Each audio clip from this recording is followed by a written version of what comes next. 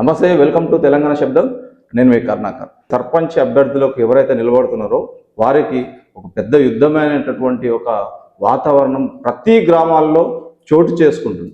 అలాంటి క్రమంలో మనము ఈరోజు సర్పంచ్ అభ్యర్థులుగా నిలబడుతున్నటువంటి వారిని ఇంటర్వ్యూలు చేస్తున్నాము. సో ఈరోజు మనము రంగారెడ్డి జిల్లా కర్తాల్ మండలం రావిచేడు గ్రామంలో ఒక సర్పంచ్ అభ్యర్థి డాక్టర్ శ్రీని గారితో మాట్లాడే ప్రయత్నం చేద్దాం. స్వామి నమస్తే. స్వామి ఎలా ఉన్నారు స్వామి? అంతా హ్యాపీగా ఉన్నాం స్వామి. సో ఎలా నడుస్తుంది క్యాంపెయిన్, మీ ఎలక్షన్ క్యాంపెయిన్? అందరితో పాటు ఇప్పుడైతే అందరిది మన కాంగ్రెస్ పార్టీ కార్యకర్తలు అందరి సహకారంతో మాజీ సర్పంచ్లు, మాజీ ఎంపీటీసీలు అందరిని కలుపుకొని మనం ఊర్లో క్యాంపెయిన్ చేస్తున్నాం. కాంగ్రెస్ పార్టీ నుంచి మనం అభ్యర్థిగా నిలబడ్డాం కాబట్టి అందరితోటి ఎవరిని ఎలాంటి భేదాభిప్రాయాలు లేకుండా అందరు ఏకాభిప్రాయంతో మనం సర్పంచ్గా అందరు ఏకగ్రీవంగా చెప్పిండ్రు. ఏమని నువ్వు అని మొదటగా మీకు ప్రాధాన్యత ఇచ్చి పెట్టిర్రు. నేను కూడా దానికి అందరూ అంగీకారం చేస్తారు కాబట్టి నేను కూడా దానికి సిద్ధమైన అందరు ఉంటేనే మంచిగా ఉండాలనే ఉద్దేశంతో అందరి సహకారం ఉంటే నేను కూడా ఉండాలనుకున్నా. అదే సహకారం అందరిది మనకు దొరుకుతుంది. అయితే ఒకటి, ఇక్కడ ప్రస్తుతం మీ గ్రామంలో ఎలాంటి సమస్యలు ఉన్నాయి? పెద్దవి అంటే ఇంత పెద్ద విలేజ్కి ఒక బ్యాంకు కావాలి, నేషనల్ ఒక బ్యాంకు కావాలి. ఇంకా ఇక్కడ ప్రస్తుతం ఎన్ని ఓట్లు ఉన్నాయి? ఇక్కడ 3060 ఉంటుంది. 3060 ఓటర్ ఉంటుంది. అందులో మహిళలు 1400 చిల్లర ఉన్నారు. 1500 చిల్లరనేమో జెంట్స్ ఉన్నారు. సో అయితే ఇక్కడ మీరు ఎన్ని వార్డులు ఉన్నాయి స్వామి? 12 వార్డులు ఉన్నాయి. 12 వార్డులు. సో అయితే మీకు ఇక్కడ ప్రధానమైనటువంటి మీ గ్రామంలో ప్రజెంట్గా చూస్తే ఎలాంటి సమస్య, పెద్ద సమస్య అనుకున్నది ఏంటి అసలు? పెద్ద సమస్య అంటే ఆ పద్మావతి కాలనీలో ఒకటి డ్రైనేజ్ ప్రాబ్లం ఒకటి ఉంది. మళ్ళీ మొదలకుంట తండలు కూడా ఒక డ్రైనేజ్ సమస్య బాగుంది. ఇంకోటి 8వ వార్డుల 7వ వార్డుల 8వ వార్డుల వాటర్ సమస్య కూడా ఉంది. ఇంకేంది, స్కూల్ది ఒక మేజర్ స్కూల్ది కంపౌండ్ అవసరం ఉంది. ఇంకోటి ఏంటంటే శ్మశాన వాటిక ఊరికి దగ్గర ఉంది. దానికి ఒక పెద్ద ప్రహరీ కూడా అవసరం, ఖచ్చితంగా అవసరం. ఇంకోటి మనకు ఊరికి ఒక బ్యాంకు కూడా అవసరం, పెద్ద విలేజ్ కాబట్టి బ్యాంకు కూడా అవసరం. ఇప్పుడు దాంతోపాటు ఇక పారిశుద్ధ్యం కానీ అన్ని కార్యక్రమాలు కూడా నిత్యం ఏమైతే ఉంటాయో అవి కూడా అవసరమే. ప్రతి ఒక్కటి వాటర్ కానీ శానిటేషన్ కానీ అన్ని కూడా అవసరం ఉన్నాయి. అవి చిన్న పనులు. అయితే మీ పేరు డాక్టర్ శ్రీని అని అంటున్నాను. అయితే మీకు అంటే మీరు చేసే మీ వృత్తి? నేను వృత్తి ఆర్ఎంపీ డాక్టర్. దాంతోపాటు ప్రజాసేవ చేయాలనేది రాజకీయంలో. కాంగ్రెస్ పార్టీ నుంచి మీకు ఈ సర్పంచ్ అభ్యర్థిగా పోటీ చేయడానికి మీకు మీకు అవకాశం వచ్చింది. అసలు అవకాశం రావడానికి కారణం ఎవరు? అవకాశం రావడానికి ఏంటంటే, ఇంతకుముందు ఎమ్మెల్సీ నారాయణ రెడ్డి టీఆర్ఎస్ పార్టీలో ఉండే. ఆయనతో ముందుకుంటూ నేను గ్రామానికి పార్టీలకు అతీతంగా ఆయనతో అభివృద్ధి పనులు తీసుకొని కొన్ని 1 కోటి 2 కోట్ల సీసీ రోడ్లు కానీ, డ్రైనేజ్ కానీ, తర్వాత ఒక అంగన్వాడీ బిల్డింగ్ కానీ, ఇంకా కనీసం 100-150 మందికి ఒక సీఎం రిలీఫ్ ఫండ్ కానీ, తర్వాత ఇక చిన్న కార్యక్రమాలు వినాయకుల కాడి కానీ, దేనికైనా కూడా ఊరికి ఏ చిన్న సమస్య ఉన్నా కూడా మనం సహకరించుకుంటూ వస్తున్నాం. అయితే మా ఎమ్మెల్సీతో పాటు మేము కూడా కాంగ్రెస్ పార్టీలకు 2 years కింద జాయిన్ అయినాము. వాస్తవం ఏంటంటే ఫస్ట్ 42% బీసీ వచ్చింది కాబట్టి అవకాశం ఇచ్చిర్రు. తర్వాత ఏమైంది, జనరల్ వచ్చింది. జనరల్ వస్తే మన సీనియర్ నాయకుడు మహేందర్ రెడ్డి గారు నేను ఉంటా అన్నారు. ఇక ఒక తర్వాత మళ్ళీ మనకు స్వామి నువ్వు అడుగుతున్నావు కదా, అప్పటి నుంచి నీకు అవకాశం ఇస్తాం, నువ్వే ఉండని చెప్పినారు. సరే, ఇక అందరి సహకారంతో ఉండాలని మళ్ళీ నిర్ణయం చేసినాము.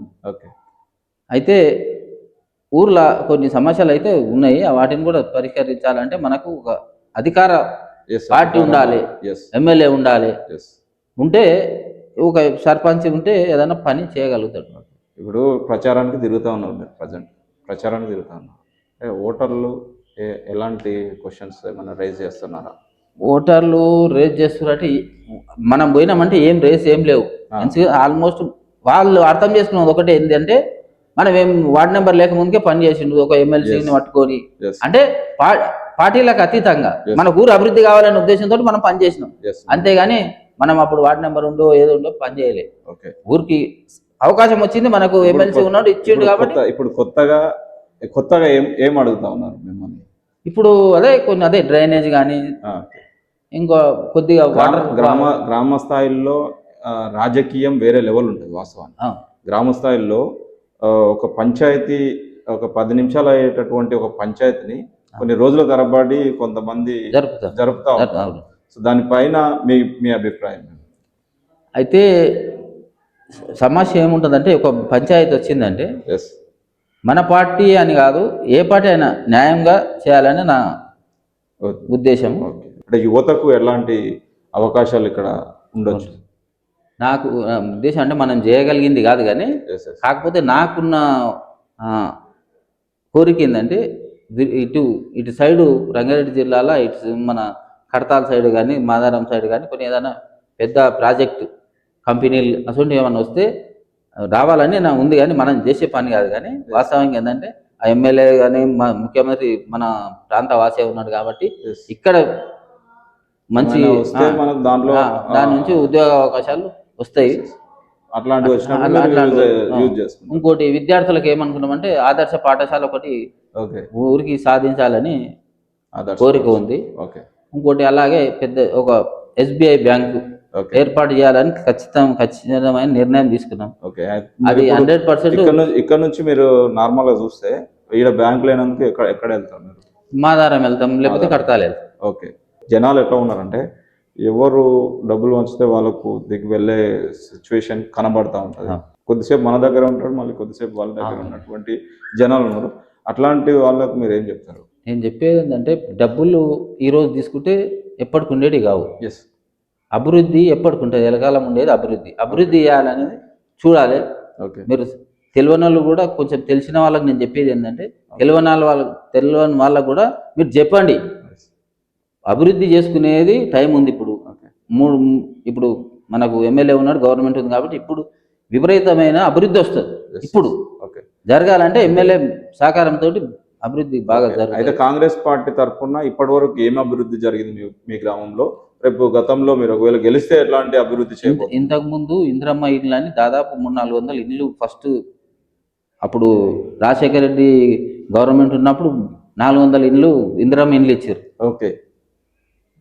తర్వాత స్కూల్ బిల్డింగ్స్, ఒక సబ్ స్టేషన్, తర్వాత ఓచర్స్, పెద్ద ట్యాంకులు. గత 2 ఏళ్ల నుంచి గవర్నమెంట్ వచ్చిన తర్వాత కాంగ్రెస్ పార్టీ అధికారంలోకి వచ్చిన తర్వాత ఏవైతే 6 గ్యారంటీలు చెప్పారో 6 గ్యారంటీలు దాదాపు అన్నీ అమలైనవి. దాంట్లో ఫస్ట్ ఫేజ్ మహిళలకు ఉచితంగా బస్సు ప్రయాణం కోసం ఫస్ట్ ఒకటి ఇచ్చిండ్రు. తర్వాత రెండోది 200 యూనిట్లు ప్రతి మహిళ, అంటే ఎవరైనా మహిళ పేరు మీద 200 యూనిట్ల వరకు ప్రతి ఇంటికి కరెంటు ఫ్రీ ఇస్తున్నారు. మా ఊర్లో దాదాపు 90% అందరికీ ఫ్రీ కరెంటే ఉంది. 10 మంది కడుతుర్రు, కానీ మిగతా వాళ్ళందరికీ 90% అందరికి ఫ్రీ కరెంటు నడుస్తుంది. ఇంకా 2 లక్షల రుణమాఫీ అయింది. 2 లక్షలు ఒకరిద్దరికి ఏం కాలేదు, అది చేస్తారు, కానీ 99% అయినవి.